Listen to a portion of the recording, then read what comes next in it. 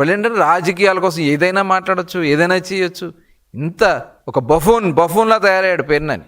Bandar buffoon వేషాలు వేస్తూ ఏంటో నటన. ఆస్కార్ అవార్డు వచ్చి వీళ్ళకి, ఆస్కార్ ఏమంటారు, భాస్కర్ అవార్డు. ఇంతకంటే కులాలు ఏంటండి, కులం పేర్లు ఏంటండి? అసలు ఎందుకు మాట్లాడాలి వీళ్ళు? ఎవడిచ్చారు మీకు హక్కు? ఏదన్నా ఉంటే ప్రజాస్వామ్యబద్ధంగా రాజకీయ విమర్శలు చేసుకోవడం గతంలో చూసాం, కానీ ఈ రకంగా వ్యక్తుల్ని, క్యారెక్టర్స్ని వీళ్ళతో గురువింద గింజల్లాగా మాట్లాడుతూ ఉన్నారు, పత్తితుల్లాగా మాట్లాడుతూ ఉన్నారు, అసత్య ప్రచారాలు మాట్లాడుతూ ఉన్నారు. మొన్న కూడా చూసాం జిల్లా పరిషత్ చైర్మన్ గారు, ఆవిడ వెళ్ళి గుడివాడలో అక్కడ తెలుగుదేశం నాయకులు ఏదో కార్యక్రమం చేసుకుంటే వాళ్ళ మధ్యకి వెళ్ళి 3-4 సార్లు రౌండ్లు వేస్తే వాళ్ళు వెళ్ళిపోమని చెప్తున్నా వెళ్లకుండా అడ్డం పెడితే అక్కడ ఎవరో రాయిసిరారని చెప్పి దానికి మరి ఈయనే చూసాం ఆ వీడియో కూడా మరి మాట్లాడినటువంటి విధానం. రాష్ట్రం అంతా రెచ్చగొట్టాలి, బీసీలందరినీ రోడ్ల మీద తీసుకురావాలి అంటే అసలు వీళ్ళ పోకడేంటి, వీళ్ళ విధానం ఏంటి, వీళ్ళ ఒక ఉద్దేశం ఏంటి? ప్రతి ఒక్కరు కూడా మనం గమనించాల్సినటువంటి అవసరం ఉంది. ఈ రాష్ట్రంలో జగన్మోహన్ రెడ్డి ఇప్పుడు దేవాలయాల గురించి మాట్లాడతారు వీళ్ళు. మొన్న వచ్చింది మచిలీపట్నంలో ఉన్నటువంటి భూసమేత వెంకటేశ్వర స్వామి వారి దేవాలయానికి సంబంధించినటువంటి భూములు విజయవాడ ఉత్సవానికి వాడుకుంటామని చెప్పి వాళ్ళు అడిగితే, దేవాలయానికి కూడా కొంత డబ్బులు ఇస్తామని చెప్పి వాళ్ళు చెప్తే దాన్ని తప్పుడు ప్రచారం చేసి ఇది ప్రభుత్వం లాగేసుకుంటుందని చెప్పి మరి పేర్నాని గారు మాట్లాడినటువంటి విధానం. ఇవాళ వాళ్ళు వెళ్ళి అక్కడ చెక్కులు ఇస్తే అవి చూసి కూడా తట్టుకోలేకపోతున్నారు, మళ్ళీ కోర్టులో ఇచ్చారు. ఇవాళ వీళ్ళ పాపాలన్నీ ఒకటి బయటపడుతున్నాయి. మొన్న 2007 సంవత్సరంలో మచిలీపట్నం దగ్గర ఉన్నటువంటి దేవాలయానికి, రంగనాయక స్వామి దేవాలయానికి సంబంధించినటువంటి 5 ఎకరాల 33 సెంట్లు దగ్గర అవసరం లేకపోయినా ఆ భూములు ఆ దేవాలయాన్ని మెయింటైన్ చేయడానికి, ధూపదీప నైవేద్యాలకి అక్కడ చాలా కోట్లు ఉన్నాయి, అన్నిటించి రెంట్లు వస్తాయి. అవసరం లేకపోయినా దాన్ని అమ్మించి ఆక్షన్ పెట్టించి, ఆ ఆక్షన్లో తన అనుయాయుల్ని పెట్టించి తన అనుయాయులతోనే ఎవరిని రానివ్వకుండా అక్కడ మేనేజ్ చేసి కొనుక్కుని, వాళ్ళందరూ కూడా కొన్న తర్వాత బినామీలు వాళ్ళంతా కూడా వైఎస్ఆర్ పార్టీ నాయకులే కొనుక్కుని మళ్ళీ 2023లో 22 అనుకుంటా రిజిస్ట్రేషన్ చేయించుకున్నాడు వాళ్ళ భార్య పేరున, వాళ్ళ మామగారి పేరున. అవన్నీ కూడా ప్రూఫ్స్తో మా వాళ్ళు అడిగితే ఇవాళ దానికి సమాధానం చెప్తావా పేర్నాని గారు? అక్కడ హై టెన్షన్ లైన్ ఉంది, టవర్ ఉంది, హై టెన్షన్ టవర్.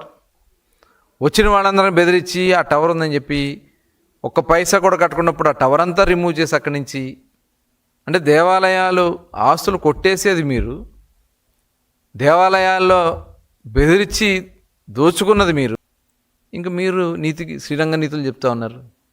తప్పుడు మాటలు మాట్లాడితే ప్రతి మాటకి జవాబు ఉంటుంది, ప్రతి మాటకి రేపు ఎదుర్కోవాల్సిన పరిస్థితి వస్తుంది. ఇవాళ మీరు కులాలను రెచ్చగొట్టి, మతాలను రెచ్చగొట్టి, ఒక పక్క చూస్తేనేమో మీరు చేసినటువంటి తప్పిదాలు చూసి ఇవాళ మీరు నటిస్తున్నటువంటి విధానం ఎట్టి పరిస్థితుల్లో కూడా సహించం. మీ బియ్యం కొట్టేశారు. ఇదే పేరునాని సొంత భార్య పేరు పెట్టినటువంటి గోడౌన్స్ నుంచి దాదాపు 8,000 బస్తాల బియ్యం కొట్టేస్తే నేను డబ్బులు కట్టేశాను, కట్టావు, ఎవరు కట్టమన్నారు నిన్ను?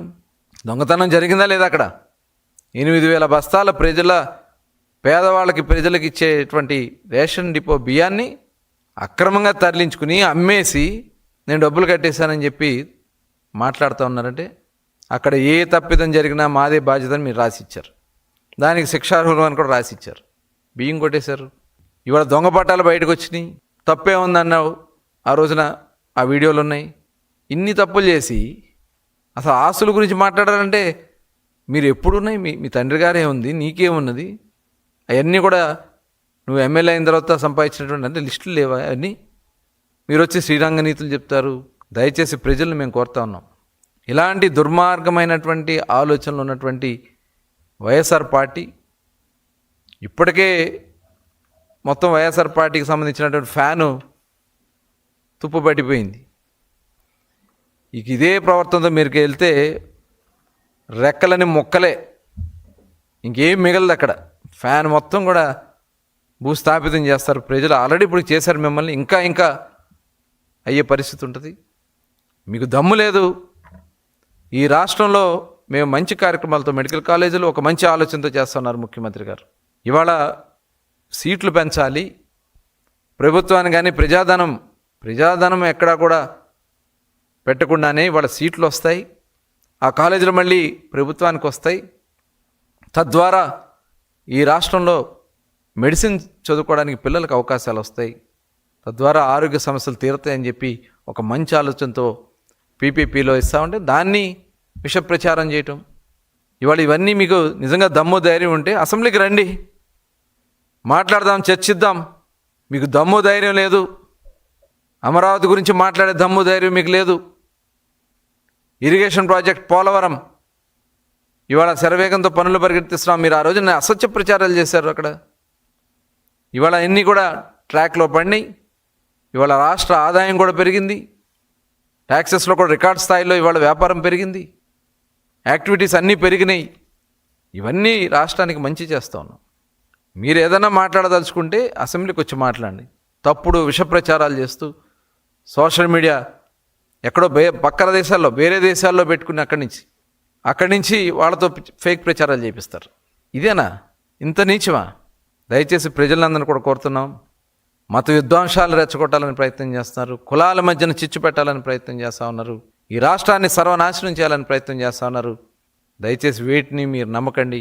ఈ రాష్ట్రం కోసం, ఈ రాష్ట్రాన్ని అన్ని విధాలా ముందుకు నడిపించాలనే ఒక మంచి ఆలోచనతో పనిచేస్తున్నటువంటి కూటమి ప్రభుత్వానికి, చంద్రబాబు నాయుడు గారికి, పవన్ కళ్యాణ్ గారికి, నరేంద్ర మోడీ గారికి సపోర్ట్గా ఉండాలని మరొకసారి మిమ్మల్ని అందరూ కూడా కోరుకుంటూ అందరికీ నమస్కారం.